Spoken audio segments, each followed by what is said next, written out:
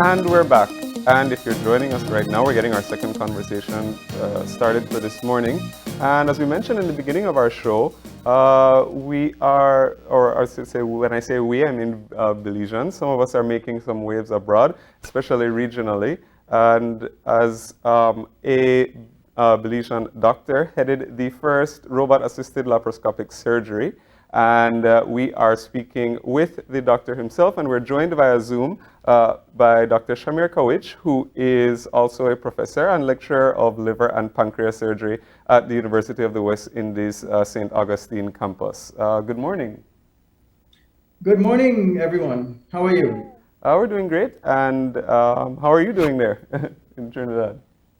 Fantastic. Great. It's great to have you and to have you join us to talk about this.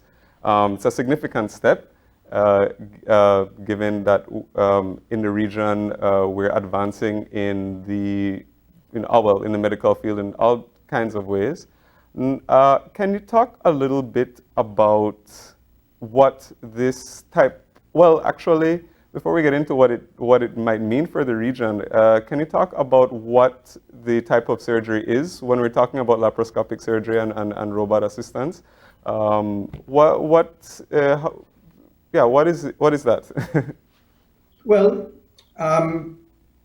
to best explain that, we need to take a little trip back into the history books. Mm-hmm. At the beginning of the 20th century, operations were done, but what happened was that the surgeons had to make very large cuts so that you can put in two hands that were able to manipulate tissues and cut and sew and do whatever was necessary. The problem was, while the surgeries were done successfully, that large incision into the patient's tummy or chest or wherever they were operating created a lot of pain, a lot of bleeding. It reduced the time for recovery, and it generally slowed the patients down from getting back to their normal activity. Then, in 1981, thereabout, laparoscopic surgery was described, and I actually have something here to show you. So remember, in the beginning of the 20th century, two hands needed to go in, so you needed to have a pretty large incision. What happened in the 1980s is that these types of instruments were created. This is a laparoscopic port, and this is a laparoscopic needle holder. Yes. And basically, what happens is that this now actually replaces my hand. Yeah. So you can see that instead of having a big incision to fit a hand, you have a very tiny incision to fit an instrument like this, which will do the same thing that your hand was doing at surgery. And what happens is that it goes in and out through a special port that stays in the patient's tummy, as you can see here. So these are actual laparoscopic instruments. Now, because this resulted in very small incisions, generally of the order of 5 millimeters, then you can imagine that these patients had a lot less pain, they had a lot less bleeding, a lot less complications from their wound. And what it meant for society is that they were able to bounce back pretty quickly and get back to the road to recovery. And so you have a more productive workforce and a more productive society. So you can see the benefits are widespread. Yes. Now, the problem here is that even though this was an advancement, what generally happens is that you operate with two hands, right? Now, when I have two instruments, an instrument in each hand, and I'm operating, I have no more ability to control anything. So for me to see inside, it requires a second individual, a person, a human, Yes. that will now hold a camera and show me what I want to see. So if I want to see something on the left-hand side, they will turn the camera to the left. Yes. But let's say, for example, that this person who's holding the camera suddenly takes an interest in something on the right and swings the camera over there while I'm operating over here, then the surgeon is blind. And this is one of the drawbacks with laparoscopy. Now, what the surgical robots were designed to do at the turn of the 21st century is to assist the surgeon. So these robots they don't work by themselves. They're not autonomous. They are under the strict control of the surgeon as a human. Yeah. And so they are designed to obey my every command. Yeah. So, I mean, there are many different types of robots. Obey as in what way? I mean, do you have it programmed to execute a particular function? How has it been designed? No, it's not programmed to execute a function because then it would be an autonomous robot doing Okay. things for itself. What it's designed to do is if I am, let's say I have the robot holding a camera, and if I want to look to the left and I turn my head to the left, the robot will do exactly what I want it to do. Oh, If I want to wow. look to the right, it will obey my every command. So it takes away that human element where I have to turn and say to the assistant, hey, show me on the left. The robot just does that autonomously. So it saves time. It shows me exactly what we want to see. So we're now in control of not only the operating instruments, but the visual instruments. And it actually holds the image very, very steady. Now, there are many different types of robots. This is a one-armed robot that operates a camera, as you can see here. But there are also robots that handle the instruments. So what we would do is I'm sorry to interrupt. I just wanted to be absolutely sure. So what we are looking at right now, if you were to describe to us, the robot is what's coming, what we see on the screen right above your left arm. Yes. Okay. So this entire thing, this entire arm that's draped over in plastic, Yes. that's coming over, you can see the patient's Yes. abdomen there, all exposed. And there's a large articulating arm that comes right across and blocks some Yes. surgeons in the background. And then you can see the operating surgeon handling the instruments. That entire arm that's draped over in plastic, that entire thing is the robot. Okay.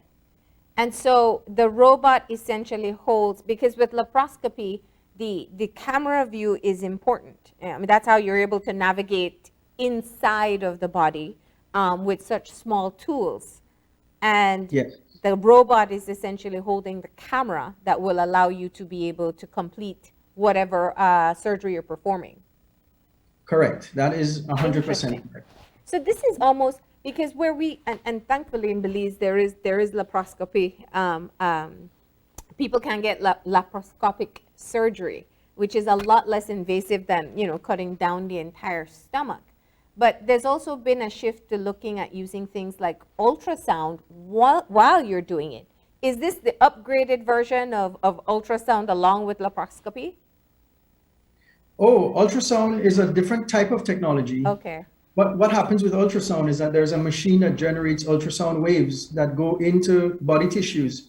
And depending on how quickly they bounce back, the receiver tells you how dense and the tissues are, what they contain, whether it's solid or fluid, and whether there is movement, depending on the type of ultrasound. And there is ultrasound for laparoscopy. So there are ultrasound probes that can fit down these small ports that can go into patients this way instead of having the large probes. Okay. Depending on the type of robot, you may have an ultrasound probe that is at the end of a robotic arm. There are robotic arms that hold cameras, that hold needle holders, that hold surgical instruments. And there are many different types of robots with 3, 4, even 5 arms. So it is technology that is very, very versatile, Yeah. and admittedly is still in the evolution phase. This is reasonably early in terms of robotics in surgery. Professor, sorry, go ahead. I was going to ask about what the preparation was like for this particular surgery, knowing what exactly it was that needed to be accomplished, the preparation for using the technology, and ultimately, the successful result. So what was this particular surgery like to prepare for and perform? Well, so far we've done a few robotic operations here in Trinidad, and they've also done some in the Caribbean, in Jamaica, sorry. Mm-hmm. In Jamaica, they've removed a prostate in a patient with prostate cancer. We have done some gallbladder removals and removal of stones from within the liver. We've also done removal of or repair of hernias. So we've done quite a few. In terms of the other question you asked, in terms of preparation, now obviously this is new technology, and new technology can be used and misused.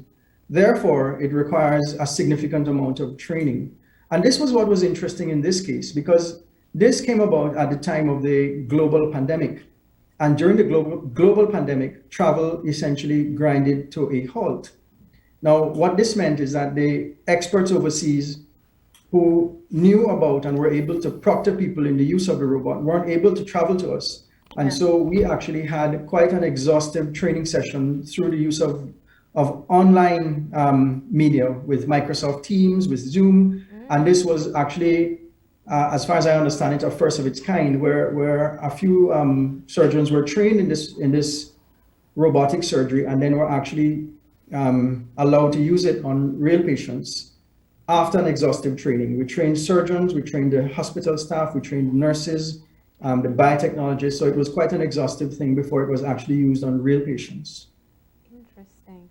What, you know, And go ahead. And this is interesting because we hope that this is something that we can now take across the rest of the Caribbean, not only in the larger, the more populous Caribbean countries, but even in less populous countries, and hopefully even Belize at some point can benefit from this type of virtual training and virtual proctorships. Yeah, and that was going to be my question, because I think it's important to look at how achievements like these, successfully being able to complete the surgery using the robots, what it means moving forward, that it'll be a new era of medicine where you basically have a virtual assistant of sort while performing your surgery. Well, essentially, yes. Yeah. Essentially, that's where it's going. And this might be new to the region, but there are quite advanced systems that operate every day within the developed world. So robotics, while it might be new to the English-speaking Caribbean, is not something that is new globally. It is something that's there, something that's already established, something that's continuing to progress. So as a region, we are trying to keep up with the global trends in developments in surgery. And let me just step back for a moment and tap into what it feels like. When we got the news, I know, it was all over Belizean media. We're very proud of Belizeans who have these great accomplishments and living and working abroad. What does that represent for you? Well, it was, I'm happy to have been able to participate in this team. Yeah. For Belize, it's as a Belizean, you always want to be able to find a way to contribute to home. So this was, I was quite pleased to be able to be a part of the team that achieved this. What I would be even more pleased about is to see Belize follow suit and actually pick up the mantle and start to make progress in this way as well. That would be a fantastic thing to see. Well, you can always come back here and start some procedures yourself sometime in the future, right? Well, hopefully so. But we do know, I think speaking from the education standpoint, you are a professor and you've been training medical doctors. Let's talk about just how in the region, I'm sure even within the education setting, it's moving with technology. So there's what you probably learned in medical school and the new skills that trained professionals must have now. Yes. So we do train a lot of people from the Caribbean, both in undergraduate medicine and in postgraduate surgery. Speaking specifically about postgraduate surgery, what we learned was completely different to what is there today. Yeah. We learned in the era of open surgery, where large incisions were made for hands to go in. Yeah. And a lot of us had to go overseas to get the experience to perform laparoscopic surgery. And laparoscopic surgery has, the Caribbean now has had a strong foothold in laparoscopic surgery. There have been quite a few people who have made very big strides to get it well accepted as a part of everyday surgical practice. Yes. And now this is the next step. So it is actually an honor to be able to teach young surgeons, upcoming surgeons, about these advances in surgical techniques so that they can take the baton and move forward to the next advancement. And as we enter into at least this portion of the world, in our region, as we enter into robotics, what's the cost associated here? Has that been why we've been kind of late in getting to this phase? I think you are correct. We are a little bit late to get to this phase, correct? Because the developed world is at least, I mean, they've been practicing robotic surgery for at least 15, maybe, or 20 years. So as you can see, we're a little behind. But it is multifactorial. There is the cost. I mean, these things are extremely expensive. There is the lack of trained personnel to use it. And there's a general reluctance of medical people, medical practitioners, to accept change when change comes. You know, at some point, and this is not a Caribbean thing. This is global. We get That's human nature. it's human nature. You get complacent with what exists, and you become a little resistant to change. And this is one of the reasons that it is important to have new people, fresh blood come and be exposed to and be trained in advanced, new techniques so that they can take it forward to the next step. Let me ask the question that I know people perhaps think of. When you talk of the use of technology or robots within a medical setting, as we see with technology advancements in all other sectors, the concern is, are you reducing the number of opportunities for human beings to be employed and to be able to fulfill these professional duties? Actually, that's an interesting question. And that is one of the reasons why a lot of medical personnel may tend to resist this kind of thing. But your question was specific. Are we reducing human opportunities? And the answer is simply no. We may be reducing the opportunities for a specific kind of human interaction, but think about all the opportunities that are created for biotechnologists, for information technology people, for people who train in robotics, for design. I mean, this is opening many new doors and many new opportunities. Okay. This is it would remind me of the turn of the 21st century when all the dot-com companies came on board and there was a rush to get these things. There's so many opportunities there that I don't think we have the capacity to understand them yet. And maybe we will look back in 30 years and 40 years and say, wow, look what look what came of this change. This turning point. Yeah, fantastic. I think that's a great example. We probably wouldn't want to go back to the paper days, no matter if we're forced to at this point. But just on a personal note, I wanted to say, of course, we know your dad is a well-known physician here in Belize as well. Just what do you say to other medical professionals this morning about being able to equip themselves with training in the latest technology? Well, I think that medical professionals should maintain an open mind. There are many different types of technologies there. And one of the drawbacks I've seen within the Caribbean, and this is in almost every English-speaking Caribbean country that we've been to, there is this mindset, oh, we can't do that because we don't have that type of equipment. We don't have that kind of training. That doesn't fit in our setting. And I think that is one of the main things that will hold us back. When we actually upfront say, no, we can't do it because we're a poor region, we don't have the training. And that mindset, I think, is very counterproductive. Keep an open mind. It is there and the possibilities are there. You can open it up and take advantage of them. That would be my message. Nice. Well, we appreciate you joining us this morning to tell us just a bit about the backstory and, of course, to acknowledge the work that you have been doing. Thank you so much for taking the time out to talk with us this morning. The pleasure has been mine. All right. And we're going to go ahead now and take a break. And when we come back, Gavin? We're going to be talking about some sweet treats. I'm excited to jump over there and see what's happening. Right? So if you have a sweet tooth and you want to learn about some DIY chocolate treats, you don't want to miss our last segment. So we will be right back after the break. Don't tell the doctor that's what we're doing. Right? We'll be back in a few.